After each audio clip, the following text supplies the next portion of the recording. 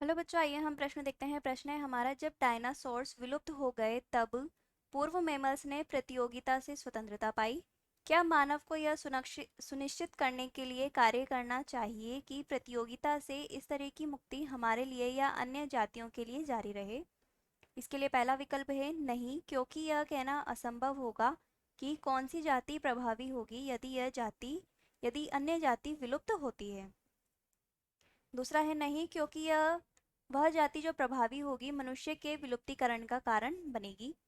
तीसरा है हाँ, क्योंकि जो जीव प्रतियोगिता से स्वतंत्र होंगे वह विलुप्त जातियों की तुलना में अधिक संख्या में नई जातियां बनाएंगे।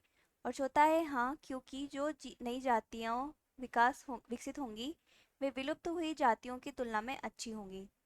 इसके लिए सबसे पहले हम देख लेते हैं मुख्य अवधारणा,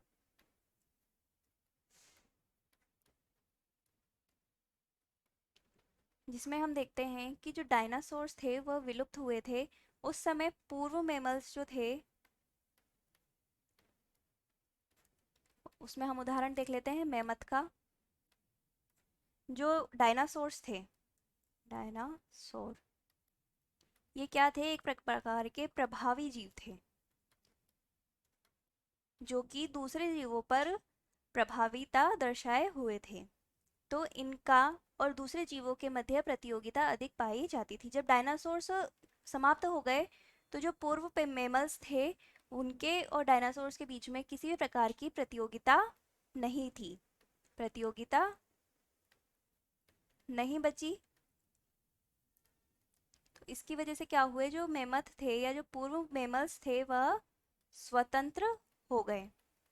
अब हमसे यूं पूछा जा रहा है कि क्या मानव को यह सुनिश्चित करने के लिए कार्य करना चाहिए कि प्रतियोगिता से इस तरह की मुक्ति हमारे लिए या अन्य जातियों के लिए जारी रहे?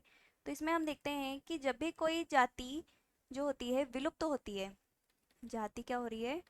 विलुप्त होती है, तो उसकी जगह दूसरी जाति जो होती है वह प्रभावी हो जाती है। और जो विलुप्त जाति है उसके साथ कई दूसरी जातियां भी क्या हो सकती है? विलुप्त हो सकती है। तो इस तरीके से जो प्रतियोगिता जो है वह समाप्त नहीं होती है। क्यों? दूसरी जाति प्रभावी आती है तो उसकी वजह से प्रतियोगिता जो है वह समाप्त नहीं हो पाती है। जबकि अब हम देखते हैं, इसमें पहला विकल्प दिया है कि नहीं, क्योंकि यह कहना असंभव होगा कि कौन सी जाति प्रभावी होगी यदि अन्य जाति विलुप्त होती है। तो यह कथन सही है। तो हम देखते हैं कि नहीं, क्योंकि यह कहना असंभव होगा, क्योंकि हम नहीं कह सकते हैं कि किसी जाति के विलुप्त होने पर कौन सी दूसरी जाति है जो कि प्रभावी होगी। तो यह सही है। दूसरा है नहीं, क्योंकि वह जाति जो प्रभावी होगी मनुष्य के विलुप्तीकरण का कारण बनेगी। तो इसमें सिर्फ मनुष्य का विलुप्तीकरण नहीं होगा, किसी दूसरी जाति का भी विलुप्तीकरण हो सकता है, इसलिए यह गलत है। हाँ, क्योंकि जो जीव प्रतियोगिता से स्वतंत्र होंगे वे विलुप्त जीवों की तुलना में अधिक संख्या में नई जातियां बनाएंगे। तो जो जीव प्रतियोगिता से स्वतंत्र होंगे वह विलुप्त जातियों की तुलना में नई जातियां नहीं बना पाएंगे, जबकि उनके खुद के बीच में प्रतियोगिता उत्पन्न हो जाएगी, इसलिए यह विकल्प भी गलत है।